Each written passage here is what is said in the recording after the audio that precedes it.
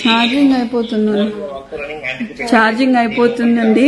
నేను యాక్చువల్లీ ఇక్కడ మన మీద కుట్రలు జరుగుతున్నాయి, కుతంత్రాలు జరుగుతున్నాయి. వేం నరేందర్ రెడ్డి, పొంగులేటి శ్రీనివాస్ రెడ్డి, రెండి వర్గం అంతా కలిసి కుట్రలు చేస్తున్నారు.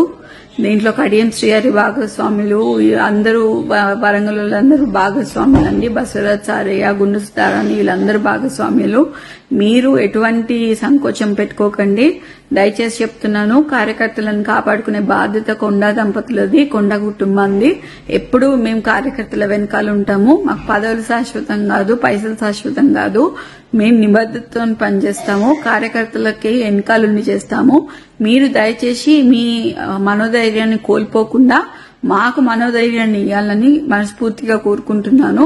నేను మళ్ళీ లైవ్ లోకి వస్తానండి. ఇక్కడ చాలా అల్లరిగా ఉంది.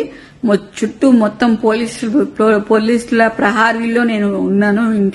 నేను ఇంట్లో ఒక్కదాన్నే ఉన్నాను. ఇప్పుడు అమ్మ కూడా లేదు, నాన్న లేడు, ఇక్కడ అమ్మ లేదు.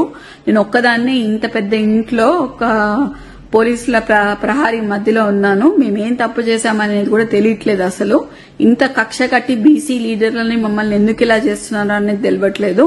మేం ఫైటర్స్, మీ అందరికీ తెలుసు. నేను ఎట్లాంటి ఫైటర్నో మీ అందరికీ తెలుసు. నేను ఈ సిచ్యువేషన్ ని డెఫినెట్లీ ఫైట్ చేస్తా. ఎందుకంటే చిన్నప్పటి నుంచి నేను ఫైట్ చేసి ఉన్నా. ఇవాళ కూడా నేను ఇంట్లోనే ఫైట్ చేస్తా. ఇవాళ కూడా ఎంతమంది పోలీసు వాళ్ళు వచ్చినా కూడా నన్ను ఎవరు ఏం బీకలేరు, ఏం చేయలేరు. నేను ఇక్కడనే ఉంటా. ఎవరైనా నన్ను తీసుకపోతే మాత్రం మీరు దయచేసి దాన్ని ఖండించాలని, తీవ్రంగా ఖండించాలని నేను కోరుకుంటున్నా. తప్పితే ఇంకా అట్లాంటిది ఏం లేదు.